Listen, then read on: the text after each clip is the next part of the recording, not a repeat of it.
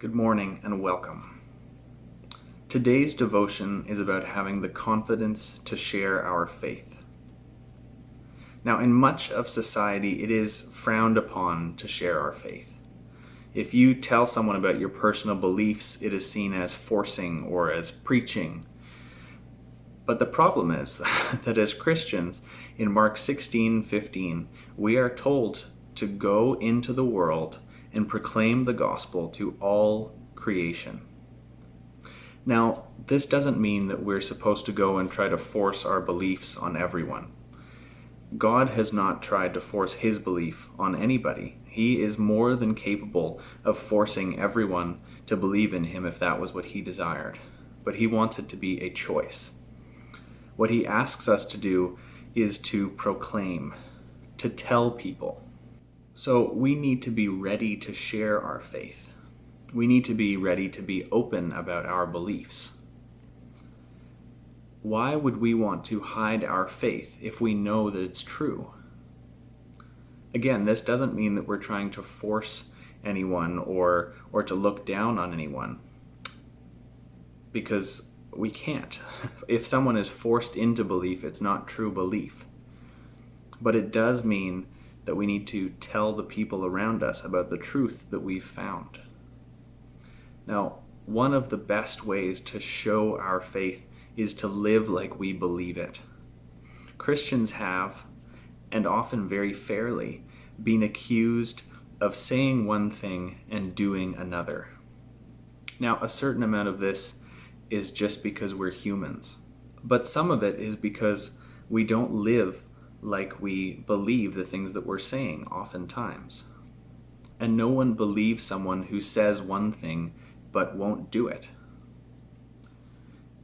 Now, that doesn't mean that what the person is saying is wrong. It doesn't mean that as Christians what we're saying is wrong.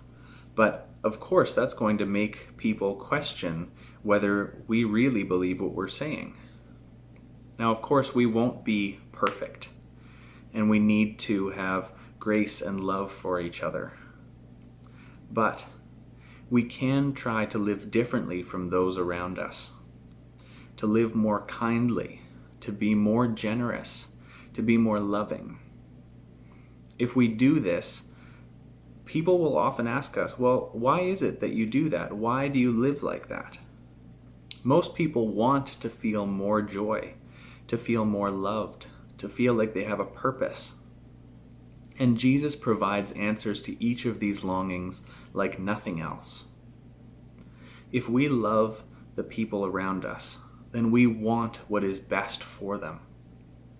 And if we truly believe that Jesus is the definition of love and the only one who can give life, why wouldn't we want to share that? Now, you may be thinking, well, that's all very well and good for you to say, but you're a preacher, or at least someone training to be a preacher. Not everyone is comfortable with talking to other people about their faith. And this is true. But I think that a lot of this is because we often overcomplicate sharing our faith.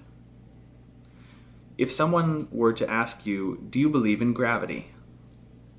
You would say yes, or at least I assume that you would.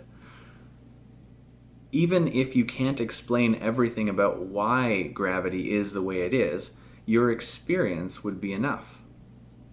You would feel confident to answer that question, even if you don't know all that there is to know about gravity. Our knowledge of God is also often based on experience and relationship. Now, there are many very good factual reasons to believe in Christianity, but they're not necessarily the most convincing ones. Most of us believe because we had an experience that confirmed our faith. We can also trust that if God wants to use us, then he will. Moses, who, if there was ever someone who has made a difference in this world, Moses has got to be up there. He said, "O Lord, I'm not very good with words. I never have been, and I'm not now. Even though you have spoken to me, I get tongue-tied and I get my words tangled." But it seems to me that God managed to use him anyway.